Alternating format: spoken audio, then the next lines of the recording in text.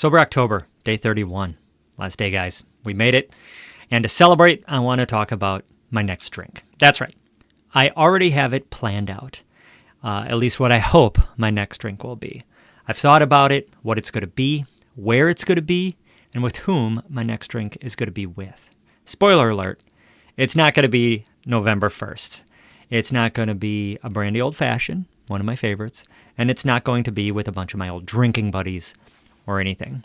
My hope is that my next drink is some incredible wine with Jesus. Yes, Jesus. Me, the King of Kings, God's kingdom, sipping some good stuff. Now, I know that came out of nowhere, and you're like, wow, Jesus, okay, that got a little weird. You want to get drunk with Jesus?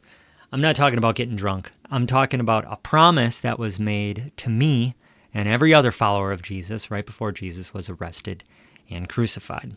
So it was this moment where he was with his disciples and they are having a Passover meal that becomes what we know as the Last Supper, where he institutes communion or the Lord's Supper. They eat bread, they drink wine, both of which point to the cross and a promise of new life and communion with God. It's an incredible moment. And right after he does this, he makes this statement. It's in Matthew 26:29. He says, I tell you, I will not drink again of this fruit of the vine until that day when I drink it new with you in my Father's kingdom. Now, at first glance, you can read it about Jesus and what he is going to do. He is not going to drink this wine again until we are with him in his Father's kingdom, which appears to be established in some way. Now, at the time, his disciples didn't know what was going to happen, but we do. So we know that this is a statement about eternity, and this is also a promise for us about eternity. We will be with him in the kingdom, and we will mark that moment with wine. Maybe it'll be something like the Last Supper, some kind of remembrance and celebration of what Jesus has done. So here's the deal. This is my hope. I'm hoping that I can make it through life and get to this point where my next drink, literally the next drink that I take, is going to be with Jesus. This is a really cool picture in my mind. Like, he's making the best wine there is, and it's going to be in God's kingdom, so it's going to be this place that I am destined for and designed to be in. Jesus will be ruling and reigning. It'll be incredible. But I also know that if this is my hope, there's probably a lot of time between now and then where I could screw things up. So I need to be honest about the fact that there are things that could throw me off, suck me in, mess with me, that could cause me to give up this hope and cause me to resort to earthly wine, earthly alcohol, right? Relief and numbing that I'm so used to. Something that has nothing to do with worshiping Jesus, nothing to do with this incredible promise. I know that if I turn to alcohol in the here and the now on earth, it's for relief and it's for escape. It's about numbing whatever pain or experience I'm going through. It's about something less than what is promised for me in heaven. And some might think, well, as long as I just remember that promise, I'm going to be fine.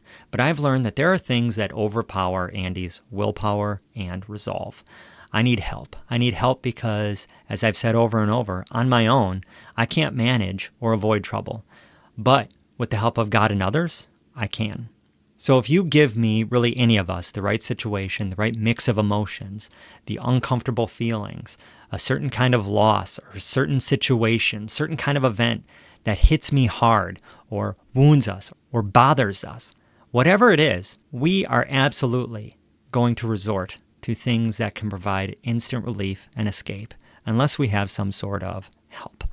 Something I've learned to accept is that I'm weak, I'm limited, and I am powerless over certain things in certain situations, and my life is unmanageable on my own.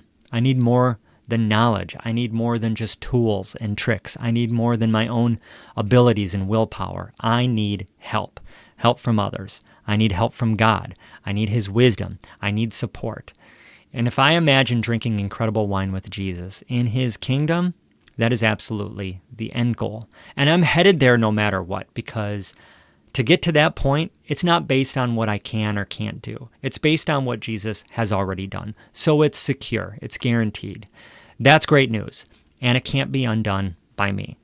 But I have made a personal commitment to stay sober until that point, to not settle for less than Jesus' wine, Why? Because I believe that trusting and hoping for something better is going to help me now to be a more faithful follower, to live life differently than I have in the past. I'm not saying everyone has to make this commitment, but for me, I think I do. This idea that there is something waiting for us, that there is something better waiting for us, pretty much applies to all areas of life, not just drinking. I believe that we all want to feel loved, feel like we matter, be affirmed, have purpose, not experience pain, hurt, discomfort, all those things.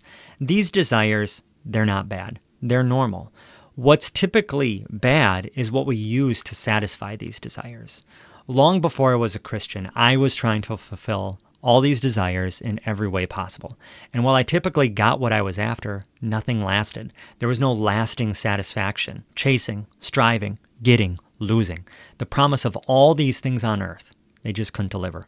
So when I became a follower of Jesus and I believed he was who he said he was and that he did what is written of him in Scripture, right? I believed all that. But acceptance and surrender and reliance, those were slow to take root. Letting go of all that striving and that chasing and that numbing and that escaping, it had a strong grip on me until I was utterly disappointed by the things of this world. I really didn't turn over my will.